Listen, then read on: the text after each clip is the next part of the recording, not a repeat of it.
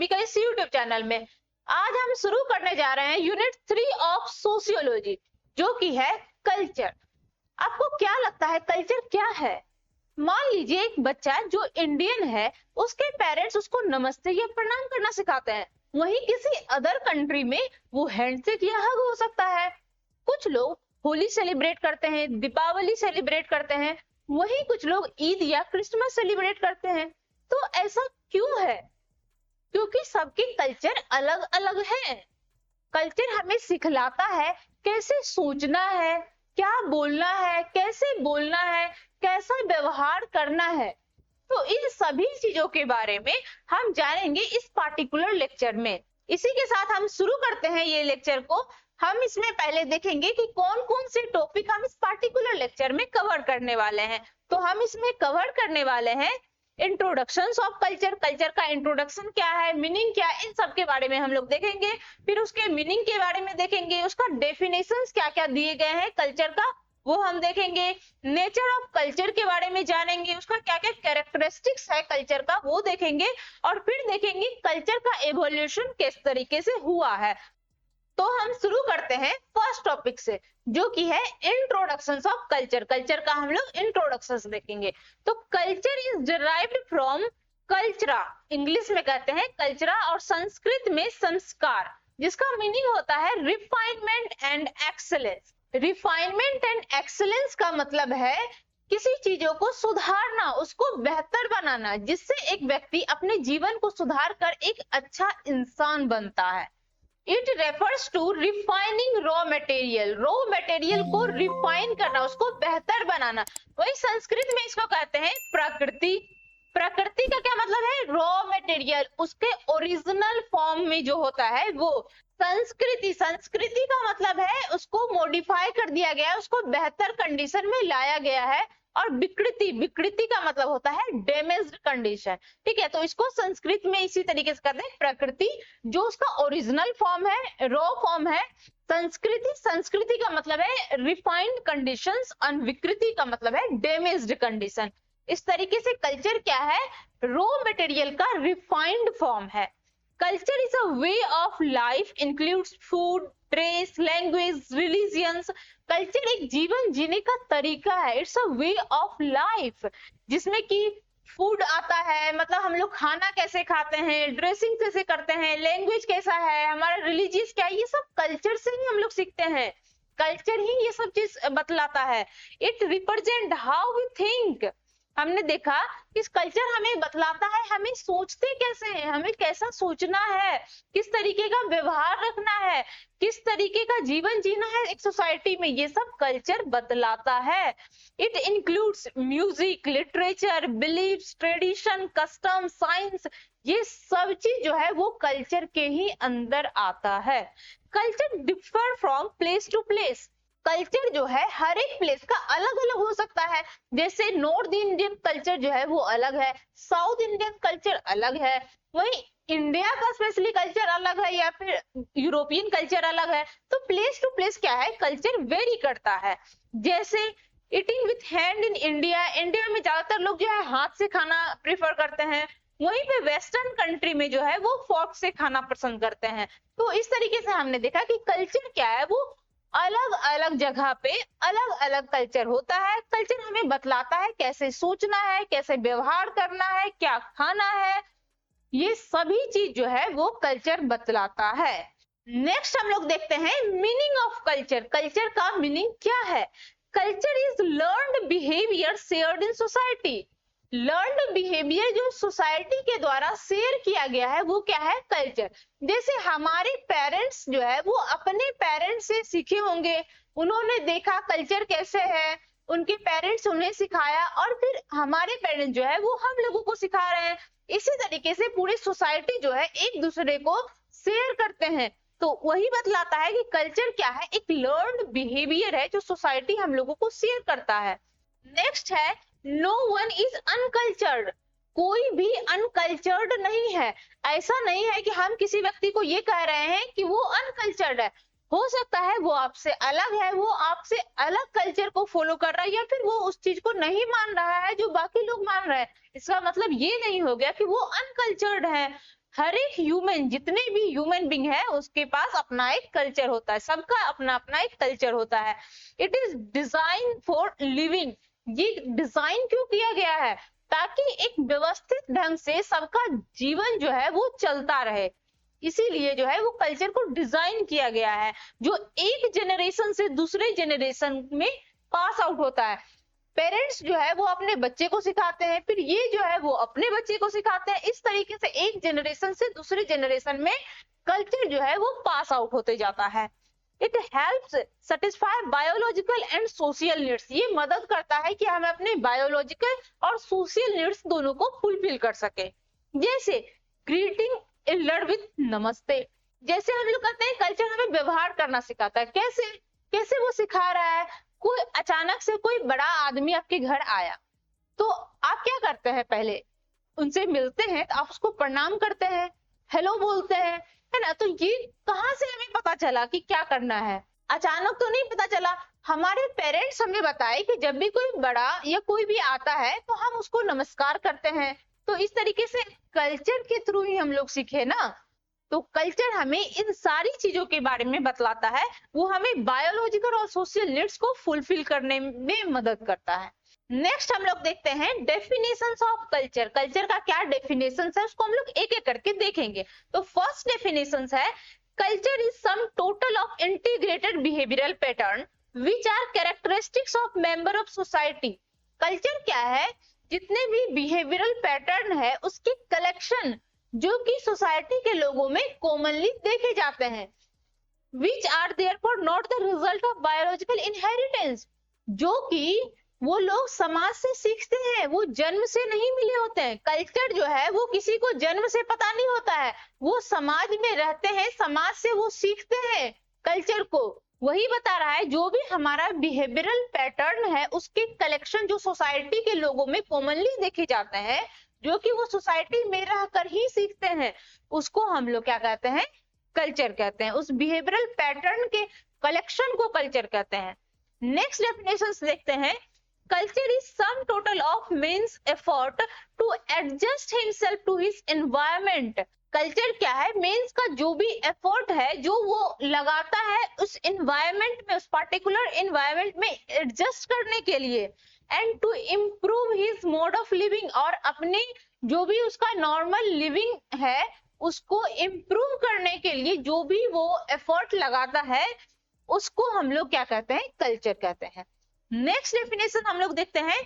Culture is embodiment of customs traditions etc of learning of social groups over the generations। Culture क्या है?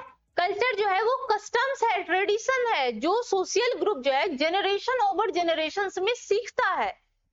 तो इस तरीके से हमने कल्चर के डेफिनेशंस देखे कि जो भी हमारा इंटीग्रेटेड बिहेवियरल पैटर्न है जो सोसाइटी के लोग सीखते हैं, यहीं पे सोसाइटी में रहकर सीखते हैं, वो जन्म से नहीं होते, उसको हम लोग कल्चर कहते हैं। जो भी मेंस का एफर्ट होता है जो अपने इन्वायरमेंट में एडजस्ट करने के लिए, अपने लाइफ को बेहतर बनाने के लिए जो एफर्ट करते हैं उसको हम लोग कल्चर कहते हैं। वो हमारे customs tradition generation to generation pass out होते हैं, उसको हम लोग कल्चर कहते हैं। ये सारे जो है वो डेफिनेशंस ऑफ कल्चर है। नेक्स्ट स्लाइड में चलते हैं और हम लोग देखते हैं नेचर ऑफ कल्चर। कल्चर का नेचर क्या है, एक एक करके हम लोग इसको देखेंगे।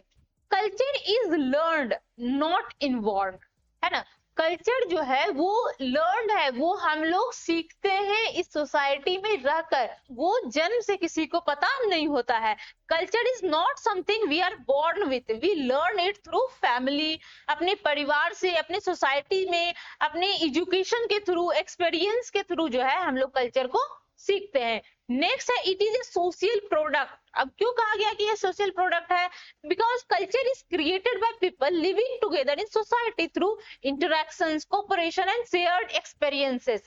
कल्चर जो है वो लोगों के द्वारा क्रिएट किया जाता है। जब दो लोग जो है वो एक साथ मिलकर रहते हैं, एक दूसरे से इंटरैक्ट करते हैं, एक दूसरे को कोऑपरेट करते हैं, अपने एक्सपीरियंस को शेयर करते हैं, तब जो है वो कल्चर क्रिएट होता है। नेक्स्ट हम लोग देखते हैं पास्ड थ्रू ट्रेडिशंस। वो जो है वो पास होता है generation to generation as a tradition, वो एक ट्रेडिशंस के थ्रू जो है वो पास होता है। कल्चर ट्रांसमिट होता है from one generation to another through customs, ritual, beliefs या प्रैक्टिस या प्रैक्टिस के थ्रू जो है वो कल्चर एक जनरेशन से दूसरी जनरेशन में पास आउट होता है। नेक्स्ट है control behaviour from birth to death. ये हमारे बिहेवियर को कंट्रोल करते हैं। बर्थ से लेकर के डेथ तक जो है हमारा बिहेवियर है वो कल्चर कंट्रोल कर रहा है। कैसे? एक बच्चा जन्म लेता है तो उसके बाद जो है बहुत सारे अलग अलग धर्मों में अलग अलग संस्कार होते हैं, बहुत सारी चीज होता है।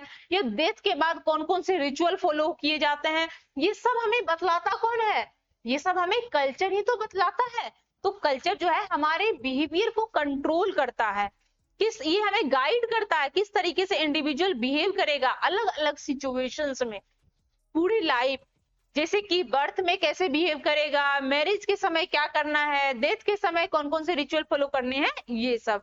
नेक्स्ट है प्रोवाइड रेडीमेड सॉल्यूशन। ये जो है एक रेडीमेड सॉल्यूशन हमें प्रोवाइड कर देता है कि कोई पर्टिकुलर सिचुएशन आया तो वो किस तरीके से बिहेव करेगा, वो सॉल्यूशन जो है वो ऑलरेडी रेडीमेड हमें प्रोवाइड कर दिया जाता है। अब आप बोलेंगे कि कैसे कल्चर हमें रेडीमेड सॉल्यूशन कैसे दे रहा है? तो जैसे इसी छोटे से एग्जांपल को हम लोग देख के समझते हैं कि कोई गेस्ट जो है आपकी जान पहचान का लोग, बड़ा लोग जो है आपके घर पहुंचा, तो आप पहले क्या करेंगे? आप पहले उन्हें प्रणाम करेंगे, उनको अंदर ले करके आएंगे, अगर आप उन्हें जानते हैं तो ये कौन बतलाया आपको? ये सॉल्यूशन कौन दिया कि ऐसा जैसे ही किसी को हम लोग देखे तो हमको प्रणाम करना चाहिए, उसको नमस्कार करना चाहिए? कौन बतलाया? ये हमें कल्चर बतलाया। तो कल्चर जो है वो एक रेडीमेड सॉल्यूशन तो बतला दिया कि कोई अगर आता है तो उसको किस तरीके से ट्रीट करना है। तो इसी तरीके से वो रेडीमेड सॉल्यूशन देता है। नेक्स्ट है ensure social stability. Culture ensure करता है कि सोशल स्टेबिलिटी, समाज में एक स्टेबिलिटी बना रहे बाय सेटिंग कॉमन रूल्स। एक कॉमन रूल्स को सेट करके, वैल्यूज नॉर्म्स क्रिएट करके, ये कल्चर हेल्प करता है maintaining order, unity and harmony in society. Society में एक यूनिटी, एक हार्मनी मेंटेन रहे, इसमें कल्चर जो है वो मदद करता है। तो इस तरीके से हमने नेचर ऑफ कल्चर्स को देखा कि कल्चर का क्या क्या नेचर है। अब हम लोग देखते हैं कैरेक्टरिस्टिक्स ऑफ कल्चर। कल्चर का कैरेक्टरिस्टिक्स क्या है उसको हम लोग देखेंगे। तो इसमें है it is acquired, it is a social product. मतलब लगभग जो है नेचर या कैरेक्टरिस्टिक्स जो है वो लगभग एक ही जैसा रहता है ना। तो कैरेक्टरिस्टिक्स में भी है it is acquired, it is a social product, fulfill ethical and social needs, sum of total ideas and norms, passes in generations, language the chief vehicles। ये सारा जो है वो कैरेक्टरिस्टिक्स ऑफ कल्चर है। इसको हम लोग एक एक करके देखते हैं। तो फर्स्ट हम लोग देखते हैं इट इज एक्वायर्ड, है ना। इसको हम लोग जो है वो सीखते हैं, समाज में रह करके इसको हम लोग सीखते हैं सोशलाइजेशन के थ्रू, ऑब्जर्वेशन के थ्रू, अपने एक्सपीरियंस के थ्रू जो है कल्चर को सीखते हैं इसी सोसाइटी में रह के। नेक्स्ट है it is a social product. हमने ये भी देखा कि सोशल प्रोडक्ट कैसे है, लोग जो है इसी सोसाइटी में रहते हैं, एक दूसरे से इंटरेक्ट करते हैं, कम्युनिकेट करते हैं, कोऑपरेट करते हैं, अपने एक्सपीरियंस को शेयर करते हैं। इस तरीके से कल्चर जो है वो क्रिएट होता है। नेक्स्ट है fulfil ethical and social needs. ये हमारे इथिकल और सोशल नीड्स को फुलफिल करता है ना। ये मोरल एंड सोशल नीड्स को फुलफिल करता है by guiding behaviour and relationship. हमारा बिहेवियर कैसे रहना चाहिए, लोगों के साथ हमारा रिलेशनशिप कैसे रहना चाहिए, इस तरीके से इथिकल और सोशल नीड्स को फुलफिल करता है। नेक्स्ट है sum of total ideas and norms. Culture जो है उसमें क्या क्या आता है, हमारा बिलीफ क्या है, वैल्यूज क्या है, रूल्स रेगुलेशन नॉर्म्स, जो गाइड करता है ह्यूमंस को कि सोसाइटी में किस तरीके से बिहेव करना चाहिए। इसी तरीके से हम लोग कह सकते हैं कल्चर क्या है, sum of total ideas and norms. Next है पासिस इन जनरेशंस। कल्चर जो है वो एक जनरेशन से नेक्स्ट जनरेशन में पास आउट होता है थ्रू रिचुअल्स के थ्रू, ट्रेडिशंस के थ्रू, है ना, कम्युनिकेशंस के थ्रू या बुक के थ्रू। बुक में भी हम लोग देखते हैं कि हाँ हिंदू कल्चर इस तरीके से है, मुस्लिम कल्चर इस तरीके से है, बुक में हम लोग पढ़ते हैं, वहां से भी हम लोग जानते हैं। नेक्स्ट है language. Language is the chief vehicles. आप मानते हैं कि नहीं, लैंग्वेज क्या है, वो एक चीफ व्हीकल्स है। लैंग्वेज है तभी तो हम लोग बातचीत करके बता सकते हैं। हमारे पेरेंट्स हमको सिखाते हैं कि कल्चर क्या है, ट्रेडिशंस क्या है, हम अपने आप को एक्सप्रेस कर पाते हैं, ट्रांसमिट कर पाते हैं कल्चर को। तो लैंग्वेज जो है ये बहुत मेजर रोल प्ले करता है कल्चर को एक जनरेशन से दूसरे जनरेशन में पास आउट होने में। तो इस तरीके से हमने 6 कैरेक्टरिस्टिक्स देखा कल्चर का। नेक्स्ट हम लोग देखते हैं इवोल्यूशंस ऑफ कल्चर। कल्चर का इवोल्यूशन किस तरीके से हुआ, क्यों हमें जरूरत पड़ी कल्चर की इवोल्यूशन का, है ना, हमें कल्चर का जरूरत ही क्यों पड़ा, इन सभी के बारे में हम लोग जानेंगे। Culture growth takes place in 3 main way. 3 मुख्य तरीका है जिससे कल्चर का ग्रोथ हुआ। फर्स्ट है कल्चर इन्वेंशन। कल्चर का इन्वेंशन हुआ। बात है कि कल्चर का इन्वेंशन क्यों हुआ। प्राइमरी इन्वेंशन हो सकता है, सेकेंडरी इन्वेंशन हो सकता है। 2 तरीके से कल्चर का इन्वेंशन हुआ, इसको हम लोग आगे में थोड़ा डिटेल में देखेंगे, है ना। तो इसमें पहले देख लेते हैं कल्चर का इन्वेंशन, दूसरा तरीका है कल्चर का डिफ्यूजन एंड तीसरा है कल्चर का ट्रांसमिशन। सबसे पहले जो है कल्चर का इन्वेंशन हुआ। जैसे ही कल्चर का इन्वेंशन हुआ फिर जो है वो सब एक दूसरे को पता चला कि कल्चर क्या है, सब में डिफ्यूज हो गया। उसके बाद जब सब में डिफ्यूज हो गया फिर जो है वो एक जनरेशन से दूसरे जनरेशन में कल्चर का ट्रांसमिशन हुआ। तो इसको हम लोग इवोल्यूशन ऑफ कल्चर को एक एक करके हम लोग देखेंगे। तो फर्स्ट हम लोग देखते हैं कल्चर का इन्वेंशन। कल्चर का इन्वेंशन कैसे हुआ, क्यों इसका जरूरत पड़ा, इन सभी चीजों के बारे में। तो पहले हम लोग टर्म देखते हैं इन्वेंशन। इन्वेंशन का मतलब क्या होता है, किसी चीज को क्रिएट करना, न्यू आइडियाज को लाना, नया ऑब्जेक्ट बनाना, या किसी चीजों को नए तरीके से करना, है ना। कोई नया प्रोसेस हम लोग ढूंढे कि इस चीज को इस तरीके से भी किया जा सकता है, उसको हम लोग क्या कहते हैं, इन्वेंशन कहते हैं। तो culture invention means creation of new ideas, object, way of doing things which contribute to culture development. ये सारी चीजें जो है वो कल्चर के डेवलपमेंट में कंट्रीब्यूट करता है। कोई लोग जो है एक नया आइडिया आया, है ना, किसी नया ऑब्जेक्ट का खोज किया या किसी चीज को किस तरीके से बनाते हैं, ये सब जो है हमारे कल्चर डेवलपमेंट में अपना अपना कंट्रीब्यूशन करता है।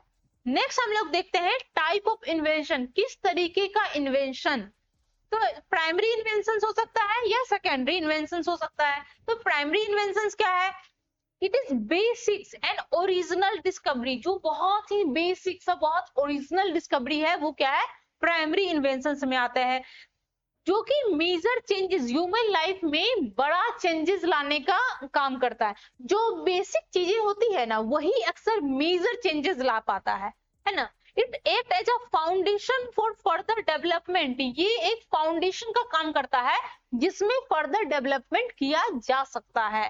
जैसे कि व्हील्स, बाइसाइकिल का जो इन्वेंशन हुआ, लैंग्वेज का डिस्कवरी हुआ, इलेक्ट्रिसिटी का डिस्कवरी हुआ। मान लीजिए एक ऐसा भी समय होगा ना जहाँ पे कोई लैंग्वेज ही नहीं होगा। जैसे आपने पीके मूवी देखा है, उसमें वो बोलता है अरे हमारे गोली में कोई भाषा ही नहीं होता है, कोई कुछ बोलता ही नहीं, हम लोग बस ऐसे ही समझ जाते हैं। तो हो सकता है एक समय ऐसा भी रहा होगा जब कोई लैंग्वेज नहीं होगा। धीरे धीरे लोगों ने लैंग्वेज का जो है वो क्रिएशन किया, तब हम लोग जो है वो बातचीत कर पा रहे हैं। ऐसा हो सकता है ना। तो इस तरीके से जो है वो बहुत बेसिक नीड्स है पर वो ही मेजर चेंजेस लेकर के आया। नेक्स्ट है सेकेंडरी इन्वेंशन। सेकेंडरी इन्वेंशन क्या कहते हैं, जो भी हमारा एग्जिस्टिंग इन्वेंशन है उसमें जब हम लोग इंप्रूवमेंट करते हैं या जो भी मॉडिफिकेशन उसमें किया जाता है उसको हम लोग सेकेंडरी इन्वेंशंस कहते हैं। Makes life more comfortable and efficient. ये जो सेकेंडरी इन्वेंशन है वो हमारी लाइफ को बहुत ज्यादा कंफर्टेबल बनाने में मदद करता है ना, मोर एफिशिएंट बनाने में मदद करता है। जैसे मोबाइल फोन, पहले हम लोग जो है वो चिट्ठी से अपनी बातों को भेजते थे दूसरे जगह, है ना, लेकिन अब हमको जब भी कम्युनिकेट करना होता है तुरंत मोबाइल निकालते हैं, कॉल करते हैं, बात हो जाता है, अपनी बातों को रख लेते हैं, अपने आप को एक्सप्रेस कर लेते हैं। कितना चीजें आसान हो गई है ना, कितनी कंफर्टेबल हम लोग फील करते हैं। सोचिए एक समय होगा जब लोग अपनी बातों को कह नहीं पाते होंगे, उसे पता नहीं कि हमारा परिवार कहीं गया है तो वो किस हालत में होगा, उसे कुछ पता नहीं चल पाता था। कितना मुश्किल होता होगा लोगों के लिए। अभी हम लोग तुरंत पता कर लेते हैं, है ना। उसी तरीके से कार, दूर जाने के लिए हम लोग को सोचना पड़ता था कैसे हम लोग जाएंगे इतना दूर। अब कार है, तुरंत गाड़ी उठाओ निकल लो, कितना आसान हो गया चीजें, है ना। तो ये है सेकेंडरी इन्वेंशन। मान लीजिए अगर पहले बाईसाइकिल का ही इन्वेंशन नहीं हुआ होता तो कोई सोचता कि यार मोटरसाइकिल भी हो सकता है, कार भी हो सकता है। बेसिक जो चीज है वो तो बाईसाइकिल सबसे पहले इन्वेंशन हुआ, फिर धीरे धीरे मॉडिफिकेशन होते होते जो है वो कार आया, प्लेन आया। इसी तरीके से हम लोग इन्वेंशन टू टाइप्स का देखें, पहला प्राइमरी इन्वेंशन जो कि मोर बेसिक है, दूसरा सेकेंडरी इन्वेंशन जो प्राइमरी इन्वेंशन में जो भी मॉडिफिकेशन हम लोग करते हैं वो सेकेंडरी इन्वेंशन होता है। नेक्स्ट हम लोग देखते हैं कल्चर डिफ्यूजन। कल्चर डिफ्यूजन का क्या मतलब है? It means a spread of culture from one society to another. Diffusion का मतलब ही होता है एक जगह से दूसरी जगह जाना। जैसे किसी गैस का डिफ्यूजन, गैस जो है वो एक दूसरे जगह चला गया, वो डिफ्यूज हो गया। उसी तरीके से कल्चर का डिफ्यूजन मतलब एक सोसाइटी से दूसरी सोसाइटी में कल्चर का डिफ्यूजन हो जाता है। कैसे हो जाता है? जैसे मान लीजिए किसी दूसरी सोसाइटी का लोग, दूसरे कल्चर के लोग जो है हमारे साथ घुल मिल के रहने लगे, तो धीरे धीरे क्या है वो हम लोग भी उसके कल्चर को सीख लेते हैं या वो हमारी कल्चर को सीख लेते हैं। इस तरीके से क्या है, कल्चर का डिफ्यूजन हो गया, है ना। नेक्स्ट हम लोग देखते हैं टाइप्स ऑफ डिफ्यूजन। डिफ्यूजन कितने टाइप्स के हो सकते हैं? तो फर्स्ट है डायरेक्ट डिफ्यूजन, दूसरा है indirect diffusion. Direct diffusion occurs through direct contact between people. लोग जो है जब आमने सामने रहते हैं, जब एक साथ सब मिल के रहते हैं, तो जो कल्चर का डिफ्यूजन होता है, जो डायरेक्टली सीखते हैं वो क्या है, वो डायरेक्ट डिफ्यूजन करते हैं। फेस टू फेस सब जो है वो साथ मिलके रहते हैं उस वक्त। जैसे माइग्रेशन, हमने बताया लोग जो है बाहर से माइग्रेट करके इधर आए, तो हमें पता चला अच्छा वो उस तरीके का खाना खाते हैं, उस तरीके का कल्चर फॉलो करते हैं, वहां पे उस तरीके का फेस्टिवल होता है। फिर वो लोग ने देखा कि हम लोग इस तरीके का खाते हैं, हम लोग इस तरीके का पहनते हैं, हमारे यहाँ इस तरीके का फेस्टिवल होता है। तो इस तरीके से क्या है कि हम दोनों के बीच क्या है, वो कल्चर का डिफ्यूजन हो गया, है ना। जैसे ट्रेड वगैरह हो गया, वॉर के दौरान लोग जो है वो माइग्रेट कर जाता है, तो उस समय तो इस तरीके से जो भी कल्चर का डिफ्यूजन होगा वो क्या है, वो डायरेक्ट डिफ्यूजन होगा। नेक्स्ट है इनडायरेक्ट डिफ्यूजन। तो इनडायरेक्ट डिफ्यूजन क्या होता है? It's occurs without direct contact. हम जो है किसी पार्टिकुलर जगह नहीं गए हैं, जैसे हमें वेस्टर्न कल्चर के बारे में पता है लेकिन हम जो है इंडिया से बाहर कभी गए ही नहीं, तो टेक्निकली हमें नहीं पता होना चाहिए, लेकिन हमें पता है। हम तो डायरेक्ट कांटेक्ट में कभी आए नहीं, लेकिन फिर भी हमें पता है, तो ये क्या है, वो इनडायरेक्ट डिफ्यूजन हो गया। ठीक है, ये होता कैसे है? सोशल मीडिया के थ्रू, ये कम्युनिकेशंस के थ्रू, है ना। सोशल मीडिया के थ्रू हमें पता चलता है अच्छा वेस्टर्न कल्चर इस तरीके से है, साउथ इंडियन कल्चर इस तरीके से है, नॉर्थ इंडियन कल्चर इस तरीके का है, तो ये सब हमें मीडिया के थ्रू पता चल जाता है। हम लोग टीवी देखते हैं, हमें इंटरनेट से पता चलता है, हम लोग अलग अलग तरीके का बुक पढ़ते हैं, तो हमें इन सभी चीजों के बारे में पता चलता है। तो ये क्या है, वो इनडायरेक्ट डिफ्यूजन है। नेक्स्ट हम लोग देखते हैं कल्चर ट्रांसमिशन। कल्चर का ट्रांसमिशन किस तरीके से होता है? ट्रांसमिशन का मतलब क्या है? एक जगह से दूसरी जगह जाना। कल्चर का ट्रांसमिशन क्या है? हमारे जो फर्स्ट जनरेशन है वो अपनी कल्चर्स के बारे में नेक्स्ट जनरेशन को बतलाते हैं, तो वो क्या हो गया, कल्चर का ट्रांसमिशन। अब है किस तरीके से ट्रांसमिशन होता है कल्चर का? थ्रू लैंग्वेज, है ना। किसी को बतला के कि किस तरीके का हमारा कल्चर है। हम लोग कहानी सुनते हैं बड़ों से, है ना, कि इस तरीके का चीज होता था पहले, ये होता था, हमारी इतनी बड़ी बड़ी कहानियां हैं बहुत सारी। तो इस तरीके से हमें पता चलता है कि हमारा कल्चर कैसा रहा होगा, हम लोग किस लिए किसी चीज को फॉलो करते हैं। हमारे ट्रेडिशंस के थ्रू, हमारी कस्टम्स के थ्रू हमें पता चलता है। थ्रू एजुकेशन, बहुत सारे बुक्स होते हैं, बुक में पता होता है, लिखा होता है कि किस तरीके का कल्चर है, क्या करना है, कैसे करना है, पहले लोग क्या करते थे। जैसे हिंदू धर्म में श्रीमद् भागवत गीता, उसमें बहुत सारी चीजें बताई गई है, महाभारत, इन सभी चीजों के बारे में बतलाया जाता है, तो हमें पता चलता है कि अच्छा उस वक्त ऐसा था, इस तरीके से चीजें होती थी, इस तरीके का चीज फॉलो किया जाता था। तो हमें पढ़कर भी पता चलता है या बड़ों से कहानी सुनकर हमें पता चलता है, या हमारे ट्रेडिशंस, हमारे कस्टम्स को जो फॉलो करते हैं उससे हमें पता चलता है। जैसे parents teaching childrens value like respect, parents हमें सिखलाते हैं रिस्पेक्ट करना है, ये सब जो है वो बतला करके, ये भी एक ट्रांसमिशन का तरीका हुआ। फेस्टिवल सेलिब्रेट किया जाता है जनरेशन टू जनरेशन। हमें तो नहीं पता था कि बिहार में छठ पूजा होता है या कहीं और कोई और फेस्टिवल होता है, लेकिन हम जब यहाँ पे हमारे पेरेंट्स बताए कि अच्छा ये फेस्टिवल होता है, क्यों होता है, हमारे जनरेशन टू जनरेशन लोग करते आ रहे हैं तो क्यों करते आ रहे हैं, तो इन सभी चीजों के बारे में हमें पता चलता है। तो वही है कि उनसे हमें पता चला, फिर हम अपने नेक्स्ट जनरेशन को बतलाएंगे, तो कल्चर जो है इस तरीके से ट्रांसमिट होता है one generation to next generation. Next हम लोग इवोल्यूशन ऑफ कल्चर को डायग्रामेटिक फॉर्म में देखते हैं और समझने का कोशिश करते हैं। तो फर्स्ट क्या है, मेन, यहाँ पे मेन ह्यूमन बीइंग को रिप्रेजेंट कर रहा है। ओके, तो मेन जो है वो कल्चर का इवोल्यूशन किया। क्यों किया? क्योंकि उसको नया आइडिया आया होगा। अब भाई आइडिया कैसे आया? हमने पहले पढ़ा था कि पहले का जो लोग है वो जंगलों में रहता था, गुफाओं में रहता था, है ना। वो फल जो है वो तोड़ कर खाता था या शिकार करके खाता था। और सबके छोटे छोटे छोटे छोटे ग्रुप्स हुआ करते थे पूरे जंगल में। सब ग्रुप जो है वो एक दूसरे से लड़ाई करते थे, या फिर हो सकता है किसी भी वजह से हो, तो सब एक दूसरे से लड़ाई करते थे, तो बहुत शांति नहीं था, है ना। उसकी जान को भी बहुत ज्यादा खतरा हुआ करता था। तो सब मिल करके जो है वो किसी को आइडिया आया कि जरूरी है लड़ाई करना, हम लोग शांति तरीके से भी तो रह सकते हैं, कुछ नियम कायदे बना करके जो है शांतिपूर्ण तरीके से सब मिलकर रह सकते हैं। तो इस तरीके से उनको नया आइडिया आया, तो इसलिए जो है वो कल्चर का इवोल्यूशन किया, है ना। एक नॉर्म्स बनाया होगा, सब लोग मिलके किस तरीके से रह सकते हैं, सरदार बनाया होगा किसी को, है ना। ये सारी चीजें हमने पहले भी देखा है किस तरीके से जो है वो सोसाइटी का फॉर्मेशन हुआ। तो सोसाइटी रहेगा तब तो कल्चर का भी फॉर्मेशन हुआ होगा ना। तो सोसाइटी का फॉर्मेशन हुआ, फिर उसको मेंटेन करने के लिए कल्चर का इवोल्यूशन हुआ, तो उसको न्यू आइडियाज आया, तो फिर कल्चर का इवोल्यूशन हुआ। और फिर क्या है, डिसकॉन्टमेंट ऑफ एग्जिस्टिंग ट्रेड। कभी कभी लोग जो है वो डिससेटिस्फाई हो जाते हैं एग्जिस्टिंग कंडीशंस में। कुछ चीजें वो चलती आ रही है, बस चलती आ रही है, वो सही है या नहीं है उससे कोई खास लेना देना नहीं, बस क्योंकि चल रहा है तो वो आगे भी चलेगा।